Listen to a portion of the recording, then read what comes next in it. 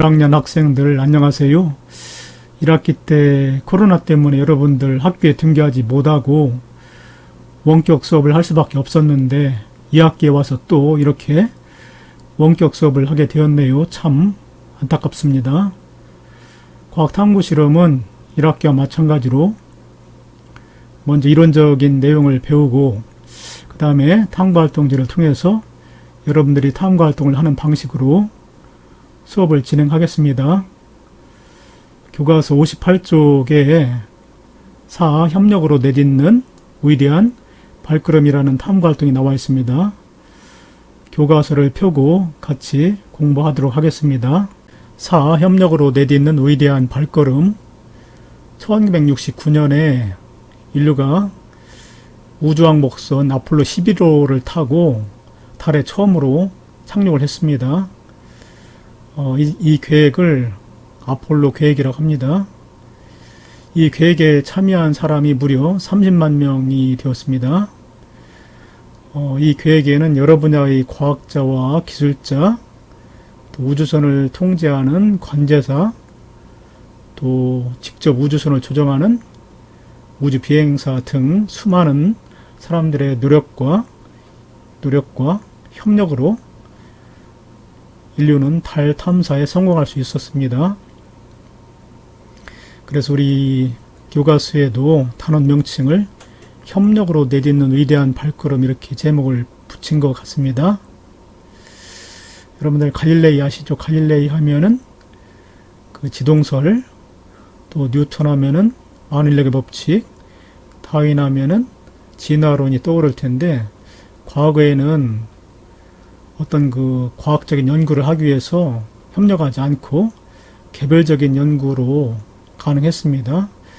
그렇지만 현대 와가지고 과학이 발달하고 세분화되면서 전문 분야가 세분화되면서 어떤 한 분야의 과학자만의 노력으로는 성취를 해낼 수 없고 융합적으로 또는 복합적으로 그 과학 연구에 몰두해야만 과학적인 성취를 이뤄낼 수 있습니다. 대표적인 예로 현대화 가지고 기후변화가 아주 심각하게 일어나고 있고 또 자원 고갈이 아주 심해지고 있는데 이러한 인류 공동의 문제를 해결하기 위해서는 협동 연구가 필요합니다. 왜냐하면 기후에 영향을 주는 요인에는 여러 가지가 있기 때문인데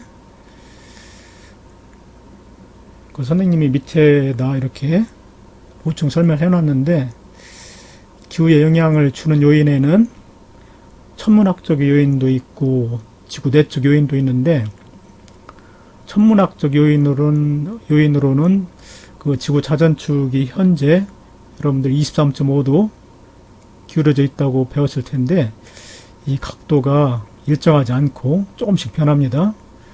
약 22도에서 24.5도로 이렇게 변하는데 이 자전축이 기운각이 작으면 계절 변화가 뚜렷하지 않게 되고 이 기운각이 더 커지면은 계절 변화가 더 심해져 가지고 겨울은 더 춥고 여름은 더 아주 무더워지는 그런 날씨가 됩니다. 그리고 또 지구 자전축의 세차 운동이라고 그랬는데 지구 자전축이 원뿔 모양으로 회전 운동을 합니다. 그래서 지금 현재는 자전축이 북쪽을 가리키는데 이게 회전하게 되면은 자전축이 동쪽을 가리킬 수도 있고 서쪽을 가리킬 수도 있고 남쪽을 가리킬 수도 있습니다. 그렇게 되면은 이제 계절이 지금 현재하고 크게 달라지게 되죠. 그런 운동을 세차 운동이라고 합니다.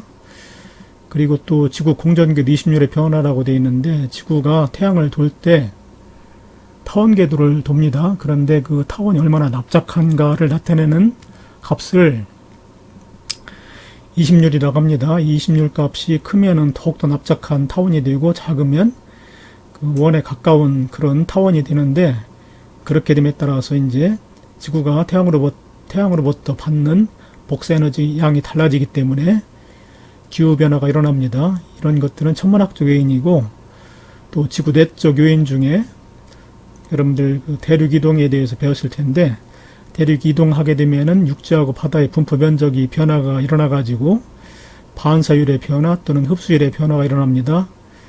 그리고 화산활동으로 인해 가지고서 화산재가 대기를 덮게 되면은 대기 투과율이 태양 먹세에너지의 대기 투과율이 변화가 일어나 가지고 지구의 기온이 떨어지는 이상 기온이 나타나게 되는데, 이런 것들은 지구 내적 요인이라고 볼 수가 있지요. 그래서 그 지구 기후에 영향을 미치는 요인만 해도 이렇게 매우 다양하기 때문에 여기에는 기상학자뿐만 아니라 천문학자, 해양학자, 생태학자, 화학공학자 등 다양한 분야의 전문가의 협력이 필요하게 되었습니다. 다음에 우리 교과서에서는 우주왕복선을 만들기 위해서 여러 분야의 과학자들이 협력하는 내용이 나와 있습니다. 우주왕복선이 지구 대기권을 통과하려면 매우 빠른 속도로 통과를 해야 되기 때문에 이때 우주왕복선과 대기와의 마찰에 위해서 온도가 약 1800도까지 올라갑니다. 이런 그 아주 고온을 견뎌야 하겠지요. 그리고 연료의 양이 제한되어 있기 때문에 무게를 최대한 줄여야 합니다. 이를 위해서 우주선에서는 열에 강하고 또 가볍고 그런 재료를 사용을 해야 되는데, 타이타늄 합금 가볍게 하기 위해서, 또 세라믹 타일 온도에 견디기 위해서, 또 탄소 복합 섬유 가볍게 하기 위해서 이런 첨단 소재가 사용되고 있습니다. 다양한 신소재, 첨단 소재가 사용되고 있습니다. 이러한 신소재의 그 개발을 하기 위해서는 재료공학자, 또 섬유공학자의 협력이 필요합니다. 그리고 두 번째는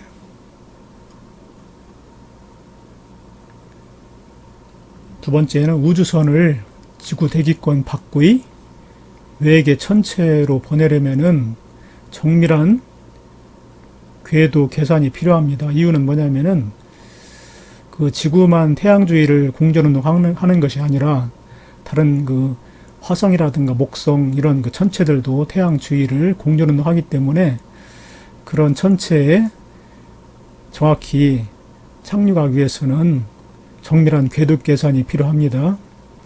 그 얘기가 여기 나와 있네요. 태양계 내 천체들도 계속 움직이고 있기 때문에 우주선이 화성이라든가 목성과 같은 목표 지점으로 가려면은 해당 천체의 위치를 정밀하게 계산해야 됩니다. 그러기 위해서는 천문학자, 또 수학자, 또 물리학자, 화학자 등 다양한 분야의 과학자들의 협력이 필요합니다.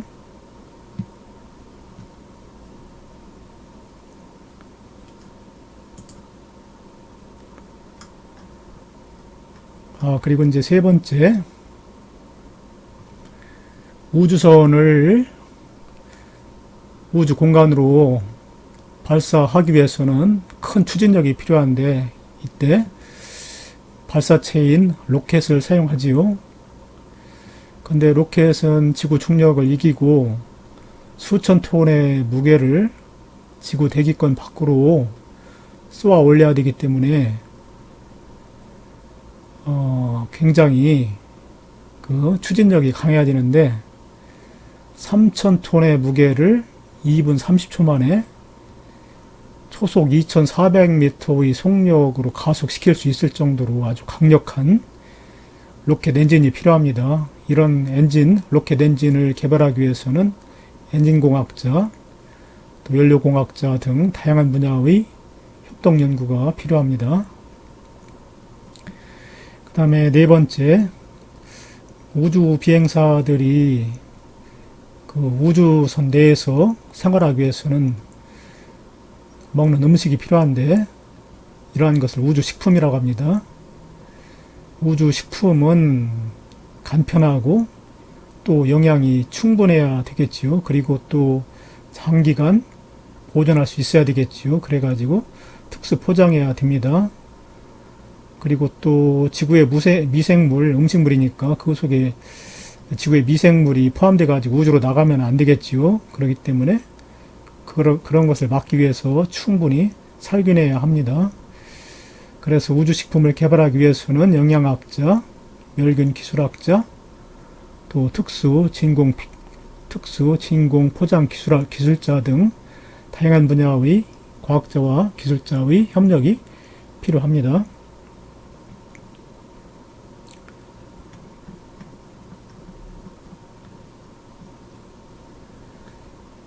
자, 지금까지 우주선을 개발하기 위해서 여러 분야의 과학자와 기술자들의 협력에 대해서 소개를 했는데,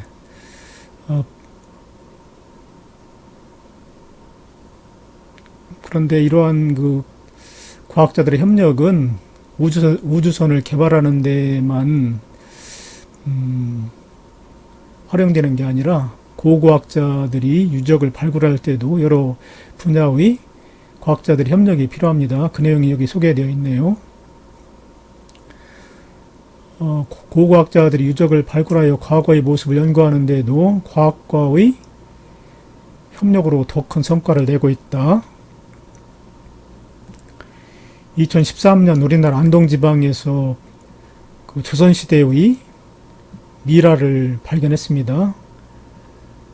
그런데 우리나라의 미라에 대해서 선생님이 미리 좀 알아봤는데, 우리나라의 미라는 조선시대 무덤 방식 중에 하나인데 효각분이었습니다. 효각분은 관 주변에 회를 뿌리는 그런 무덤인데 밀폐성이 아주 높아가지고 그 속으로 관 속으로 미생물이 들어가기가 아주 어렵습니다. 그러면은 사체의 부패가 진행되지 않겠지요.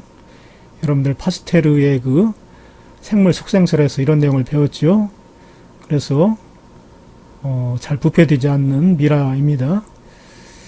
그래서 우리나라 미라는 시신을 별도 화학 처리하지 않으면서도 자연 상태로 보존되는 그런 미라이기 때문에 첨단 과학의 도움을 받으면 사망 당시의 건강 상태, 또 질병 여부, 또 기생충 감염 여부까지 등 다양한 의학적 소견을 알아낼 수가 있습니다. 그래서 여기 조선시대의 미라를 연구하는데 역사학자뿐만 아니라 해부학자, 또 기생충학자, 병리학자, 식물학자 등 다양한 분야의 과학자들이 협력을 했습니다. 그리고 또한 전자현미경이나 내시경, 또 MRI 등 첨단 과학 기술의 도움을 받기도 했습니다. 이러한 그 협동 연구로 조선시대 초기부터 사람들이 민물고기를 날로 먹었다는 것을 알아냈고, 또 폐 질환과 비형 간염을 알았었고, 또 지혈을 하기 위해서 그 애기부들이라는 식물이 있는데 애기부들의 꽃가루를 먹었다는 것을 알아내었습니다. 대단하지요. 이 미라를 가지고 이러한 여러 가지 사실을 여러 분야의 과학자들의 협력으로 알아낸 것입니다. 그래서 협동 연구에서 중요한 것은 연구 과제와 관련된 전문성, 또 상대방의 전문 분야에 대한 존중과 특히 소통의 자세가 필요합니다. 현재에도 많은 분야에서 협동 연구가 이루어지고 있고, 미래 사회로 갈수록 여러분들 앞으로 이제 미래 사회에 갈수록 협동 연구는 더 늘어날 것으로 전망되고 있습니다. 첫 번째 탐구 활동이 나왔습니다. 가상 우주 기지 만들기. 태양계 내에서 지구 다음으로 생명체가 존재할 가능성이 가장 높은 행성은 화성입니다. 그래서 영화 중에 그 화성을 탐사하는 그런 내용의 영화도 몇 년 전에 나왔었는데, 지구가 아닌 다른 행성은 지구와 여러 가지 환경이 다르기 때문에 생명체가 존재하기는 매우 어려운데, 그런 행성의 자연적인 요건을 가상으로 기지를 만들어 가지고 탐사해 보는 것이 이 탐구 활동의 목적입니다. 자, 내용을 한번 읽어보겠습니다. 지구가 아닌 다른 행성을 개척하는 일은 머나먼 꿈처럼 보이지만 여러 분야의 전문가들이 모여 조금씩 현실로 만들고 있다. 미국 항공우주국 나사라고 하죠. 나사에서는 2013년부터 하와이 마우나로아 산 화산입니다. 하와이에 있는 화산의 그 하나인데 마우나로아 산에서 우주기지 거주 실험을 진행하고 있다. 이 화산이기 때문에 환경이 아주 삭막하고 마치 그 우주에 있는 화성과 흡사한 그런 환경을 가지고 있기 때문에 여기에서 우주기지 거주 실험을 현재 하고 있습니다. 실험에는 생물학, 건축학, 의학 분야 전문가들이 참여하고 있다. 우주기지 건설에 필요한 과학 지식을 조사하고 이를 토대로 가상의 우주기지를 구상하는 협동 활동을 해보자. 여기 그림에 하와이 우주기지 실험 시설 이렇게 나왔는데 이 형태가 도명태로 되어 있죠. 도명태의 기지인데 2층으로 되어 있습니다. 1층에는 부엌, 식당, 작업실, 휴게실이 있고 또 실험실도 있고 2층에는 그 사람들이 생활하기 위한 침실과 공동 욕실이 있습니다. 자, 첫 번째 탐구 활동, 전문가 집단 만들고 전문 분야별 연구하기.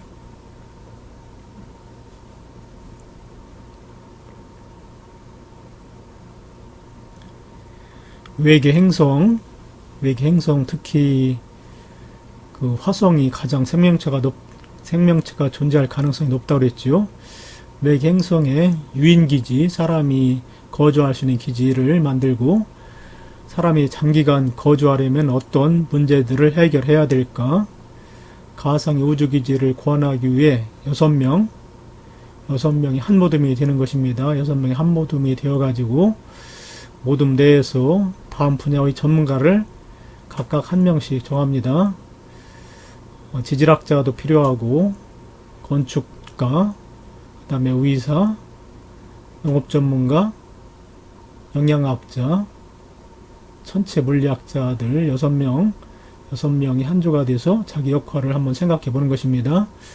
지질학자가 하는 일은 행성의 지질 조건, 그러니까 행성 표면이 어떠한 그 암석과 토양으로 이루어졌는지 그런 것을 지질 조건이라고 합니다. 지질 조건을 조사하고 필요한 정보를 각 전문가에게 제공해주는 역할을 하는 것이 지질학자가 하는 역할. 그 다음에 건축가는 극단적 환경, 우주 공간에 나가면은 다량의 우주선이 이 대기권에 의해서 막아지지 않기 때문에 위험한 환경이 되는데 이런 극단적 환경에서 인간이 거주할 수 있는 시설물을 설계하는 것이 건축가가 해야 될 일입니다. 그 다음에 의사는 우주 환경에서 일어나는 신체 변화, 우주 환경에서는 기압도 다르고 또 기온도 다르고 하기 때문에 신체 변화가 일어날 텐데 그에 따라서 일어나는 신체 변화와 심리적 변화를 살펴보고 이에 대처하는 것이 의사 역할입니다.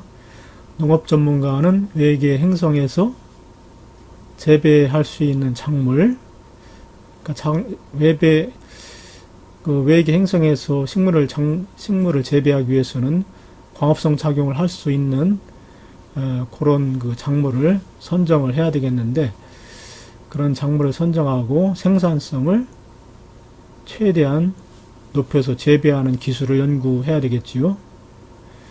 그 다음에 영양학자는 기지 내 사람들에게 필요한 영양 성분을 분석하고 공급할 수 있는 방안을 마련하는 것이 영양학자가 할 일.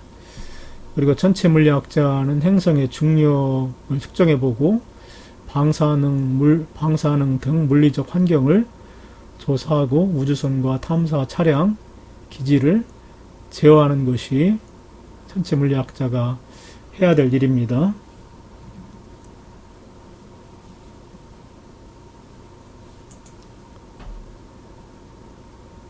자, 이렇게 해서 6명이 한 조가 돼가지고 각 모둠의 이제 전문가 역할을 맡았는데, 전문가들끼리 모여 외계 행성에 유인 우주 기지를 건설하고 인간이 장기간 거주하려면은 자신이 속한 전문가 집단이 어떤 역할을 수행해야 할지 토의하고 필요한 자료를 조사해 보는 것이 탐구 활동입니다.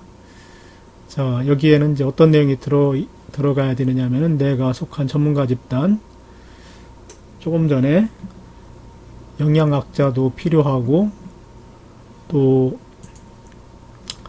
영양학자도 필요하고, 지질학자, 건축가, 의사, 농업 전문가, 천체 물리학자, 이렇게 여러 분야가 있는데 자기 모둠이 이 중에 어떤 역할을 하는지 그 모둠의 이름을 쓰는 것입니다. 그리고 그 모둠에서 해야 할 일을 아까 조금만 소개했는데 자세하게 조사를 해야 됩니다. 물론 이제 우리가 탐사해야 할 행성이 화성이 아니라 다른 목성이라든가 이런 행성이 되면 해야 할 일이 좀 더 달라지겠지요. 그 다음에 조사 방법은 어떻게 할지, 인터넷 자료 조사를 한다든가 도서관에서 관련 책을 찾아서 읽어본다든가 그런 게 조사 방법이 되겠지요. 그 다음에 조사 내용, 그렇게 해서 조사한 내용을 쓰는 겁니다. 이런 식, 그 다음에 조사하면서 내가 특별히 관심 있었던 내용을 여기다가 써보고, 그 다음에 더 조사해보고 싶은 내용도 이렇게 써서 보고서를 한번 제출해 보는 겁니다. 여기 그림이 나왔는데, 여기 비상 연료 저장 시설 같은 게 필요하겠고, 그 다음에 식물을 재배하기 위해서 태양 에너지를 이용한 식물 재배 공간도 필요하겠지요. 그 다음에 우주 방사선을 차단할 수 있는 그 건설 기지, 주거 시설도 필요하고, 이런 여러 가지 시설이 필요합니다. 자, 하나의 예를 선생님이 소개해 보겠습니다. 전문가 집단 중에 영양학자를 선정했습니다. 영양학자가 해야 할 일은 행성의 물리적 조건에 따른 신체의 변화에 대처할 수 있는 영양 공급과 재배 가능한 식물 알아보는 거.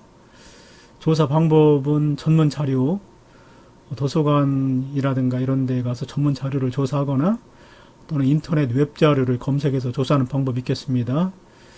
그리고 조사해야 할 내용은 행성에서의 신체 변화, 또 두 번째 부족해지기 쉬운 영양물질은 무엇이 있는가, 그리고 세 번째 그런 악조건에서 재배 가능한 식물에는 어떤 식물이 있는지, 또 마지막으로 식물을 조리하는 방법, 또 섭취하는 방법, 이런 내용에 대해서 조사하면 되겠습니다.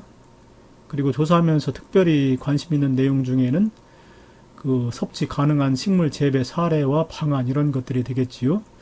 그리고 더 조사해 보고 싶은 내용 중에는 그 식물이 광합성을 잘하기 위해서는 빛에너지가 충분히 필요한데 그 부족할 경우 식물에 제공할 에너지원, LED 등 같은 거에 대해서 더 조사해 보면은 좋은 내용의 보고서를 만들 수 있겠습니다.